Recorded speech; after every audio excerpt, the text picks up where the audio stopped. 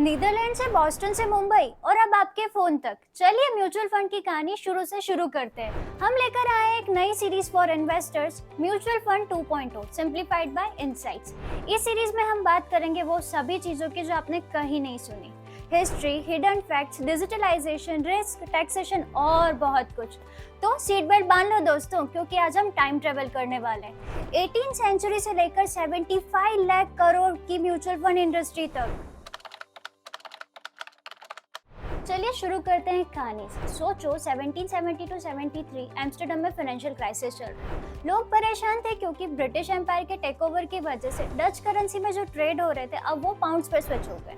तब एक Dutch merchant Adrian van कैटविक ने सोचा सब लोग अपना पैसा पूल करते हैं और अलग अलग जगह इन्वेस्ट करते हैं। ये आइडिया इम्प्लीमेंट हुआ 1774 नीदरलैंड में, जब लोगों ने अपना पैसा पूल करके बॉन्ड्स, प्लांटेशन और अलग अलग एसेट में इन्वेस्ट किया ताकि रिस्क स्प्रेड हो जाए। और इसी के साथ लॉन्च हुआ दुनिया का पहला mutual fund, unity create strength. मतलब एक इन्वेस्टर का पैसा खतरे में गया तो दूसरे इन्वेस्टमेंट्स रिस्क एडजस्ट कर लेंगे। Smart thinking, right?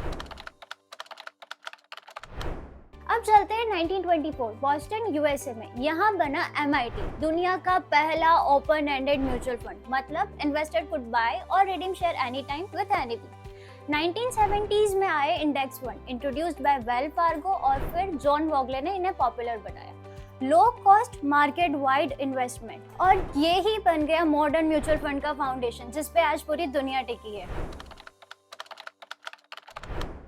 अब गैस करो, इंडिया में म्यूचुअल फंड कब आए होंगे? 1990s, 1980s? ना, मच अर्लियर। 1963 में गवर्नमेंट ऑफ इंडिया और RBI ने मिलकर बनाया यूनिट ट्रस्ट ऑफ इंडिया। इसका मेन गोल था हाउस होल्ड सेविंग को इन्वेस्टमेंट प्रोडक्ट में चैनल करना ताकि इकोनॉमी को बूस्ट मिले। UTI ने अपना पहला स्कीम US 64 लॉन्च किया, जो क्विकली एक हाउस होल्ड नेम बन गई।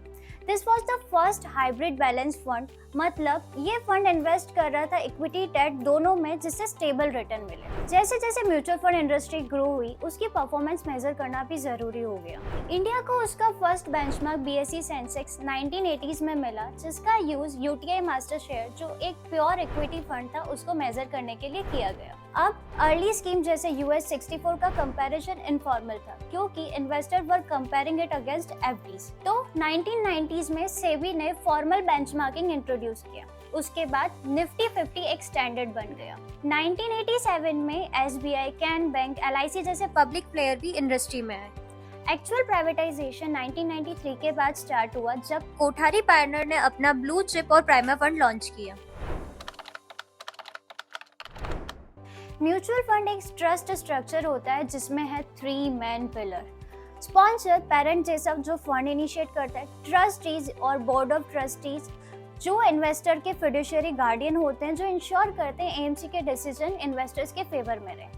AMC फंड मैनेजर और रिसर्च एनालिस्ट की टीम, जो अपने बिहाफ पे फंड मैनेज करती है। इसके अलावा साथ में होते हैं कस्टोडियल, जो सिक्योरिटी को सेफ रखते हैं, RTA जो इन्वेस्टर्स के फोलियो, स्टेटमेंट, केस, KYC के अपडेट देते हैं, ऑडिटर जो accounting, disclosure, SEBI compliances handle करते हैं, डिस्ट्रीब्यूटर जो हमारे तक प्रोडक्ट पहुंचाते हैं।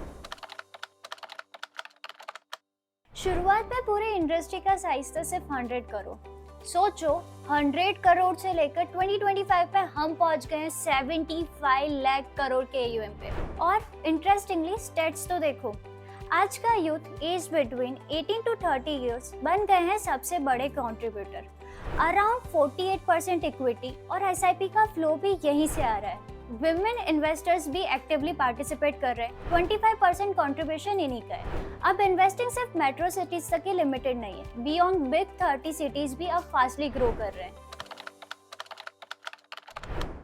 अब आप सोच रहे होंगे, क्या म्यूचुअल फंड सही है, सेफ है, रिस्की है? देखो, दोनों ही है। डाइवर्सिफिकेशन प्रोटेक्ट करता है, लेकिन मार्केट क्रैश हुआ या डेट डिफॉल्ट हुआ तो लॉस भी हो सकता है। पर टेंशन मत लो, सेबी के रेगुलेशन, मैंडेटरी डिस्क्लोजर, रिस्कोमीटर और स्ट्रिक्ट कंप्लायंसेस के थ्रू एक सेफ्टी नेट बनाते हैं। म्यूचुअल फंड इंडिया में एक पास थ्रू एंटिटी होता है। मतलब फंड खुद इंटरनल टैक्स नहीं देता। टैक्स डिफर होता है जब तक आप यूनिट सेल ना करो या डिविडेंड रिसीव ना करो। यूनिट सेल करोगे, कैपिटल गेन टैक्स लगेगा, फंड के टाइप और होल्डिंग पीरियड के हिसाब से। डिविडेंड आपके इनकम टैक्स स्लैब पे टैक्सेबल होगा। फंड स्विच करोगे या सिस्टमेटिक ट्रांसफर करोगे तो ये भी एक सेल है और यहाँ भी टैक्स आएगा।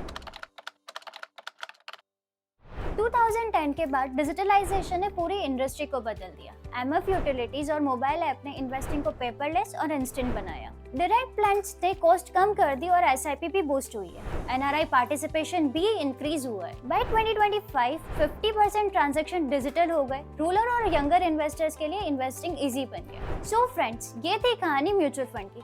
नीदरलैंड के एक मर्चेंट से लेकर इंडिया के 75 लाख करोड़ के ईएम तक का सफर। अब आप कमेंट में बताएं, आपको सबसे इंटरेस्टिंग फैक्ट कौन सा लगा, नीदरलैंड की कहानी या इंडिया का यूटीआई?